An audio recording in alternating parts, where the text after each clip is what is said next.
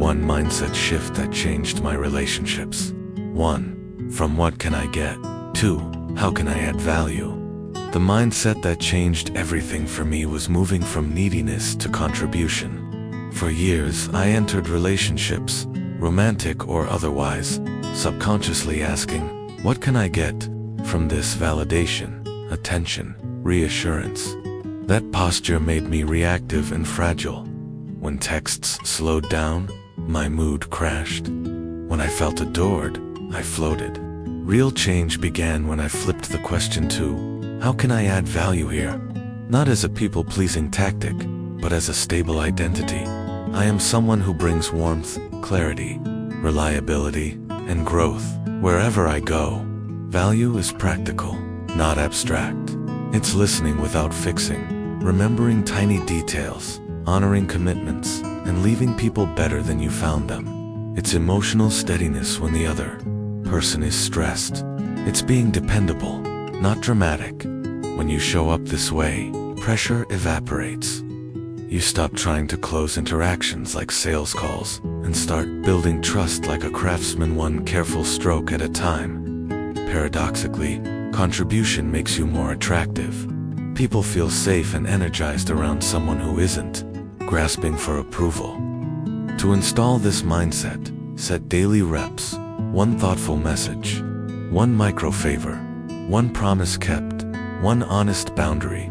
Track the habit, not the outcome. Over time, you'll notice a quiet shift. You're no longer chasing moments of validation. You're creating environments where connection can thrive. The result is sovereignty. You remain yourself, independent of another person's momentary highs and lows, while still being deeply generous. That combination, grounded and giving's magnetic. 2. Self-validation over external validation. External validation is a shaky foundation because it changes with mood, timing, and context. One day you're brilliant, the next day you're ignored. Building relationships on that volatility turns you into a weather vane. The corrective mindset is self-validation, sourcing your sense of worth from who you are becoming, not from who is applauding. Self-validation isn't empty affirmations, it's earned confidence. You earn it by setting small contracts with yourself and honoring them daily. Train for 20 minutes, write 2 paragraphs, call your parents, show up on time. Each kept promise becomes a brick in your internal castle. When your self-respect rises, your interactions change. You stop over-texting and over-giving. You make clear requests without fear of losing someone. You can say no without panic, and yes without hidden resentment. A practical loop. Competence gives confidence, gives calm presence. Choose one arena to improve communication, fitness, finances. Do a tiny high-frequency action every day. Log it. Review weekly. As competence compounds, confidence solidifies. As confidence grows, your presence settles. People feel that gravity. It's the opposite of anxious energy, and it invites reciprocity. Finally, detach your self-assessment from immediate feedback. Judge yourself by inputs. You control effort, honesty, consistency, not by outputs you do not, their reply speed, their mood, their compliments. When your identity rides on inputs, you remain steady. When it rides on outputs, you spin. Steadiness is irresistible because it signals emotional maturity, and mature people are easier to love. 3. Freedom and detachment. Detachment is often misunderstood as coldness.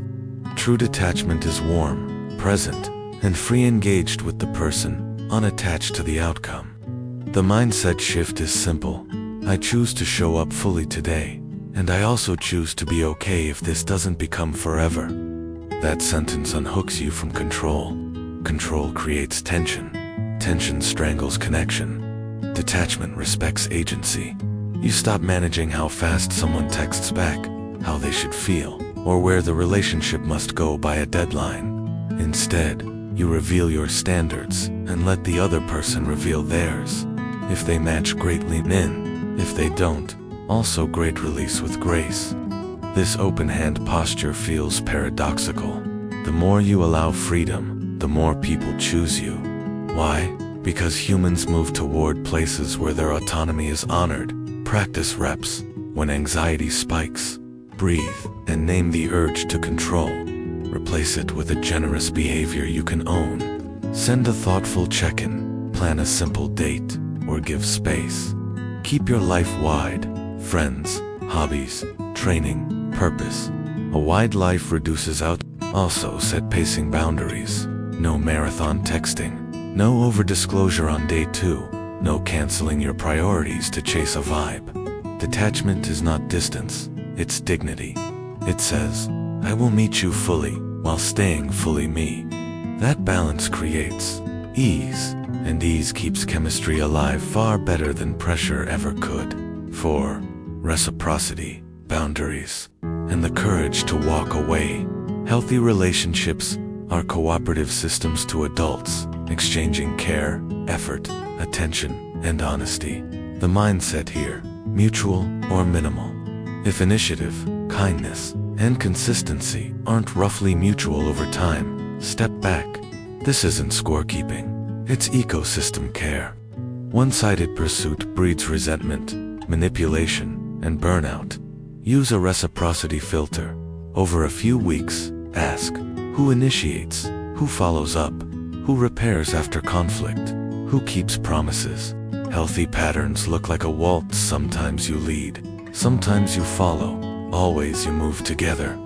If you're perpetually performing and the other is perpetually consuming, name it once with kindness.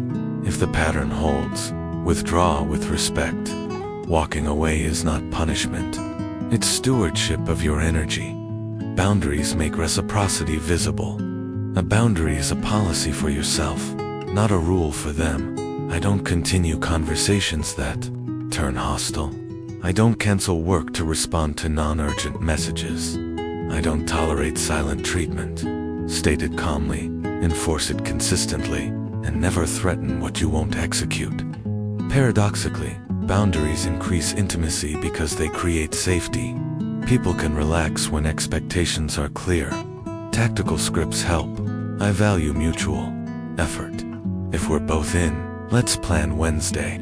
Or, I'm happy to continue this when we're both calm. Clean language, clean outcomes. Add walkaway power, the willingness to lose short-term attention, to protect long-term self. That courage signals high value more loudly than any performance, and it naturally filters in partners who play at your level. 5. Choose growth over comfort. Comfort is lovely, but without growth, comfort turns stale. The mindset that keeps relationships vibrant is we are a team of two evolving people. Instead of seeking a partner to end growth, choose a partner to expand growth.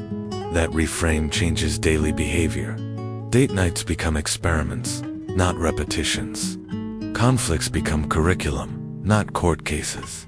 Routines become rituals with refresh cycles, not ruts you resent.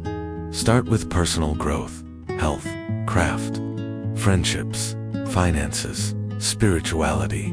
A full upward life radiates attractive energy and prevents over-reliance. Then practice shared growth. Learn a skill together. Plan a quarterly challenge. Rotate who leads dates. Debrief monthly on what's working and what's heavy. Install a weekly check-in. Appreciations. One improvement. One fun plan. 5 minutes can rescue 5 years. Growth requires novelty and recovery. Schedule both. Novelty spikes dopamine and shared storytelling. Recovery refuels patience and desire. Say yes to small risks. New restaurant, dance class, weekend hike. Say yes to small restoration, sleep space, solo time. Healthy couples master both. We adventure and we exhale. Finally, treat attraction like a garden, not a trophy. Gardens thrive with water, pruning, sunlight, and seasons. Attraction thrives with care, boundaries, play, and rest. When both people choose growth, the relationship keeps unfolding into richer layers of intimacy. The result isn't constant fireworks. It's a steady flame that warms a shared life. That's rarer and better. Final word. If I could compress this entire shift into one sentence, it would be this. Stop trying to get love and start becoming a person who generates it. Move from taking to giving, from external to self-validation, from control to respectful detachment, from performance to reciprocity, from comfort to shared growth.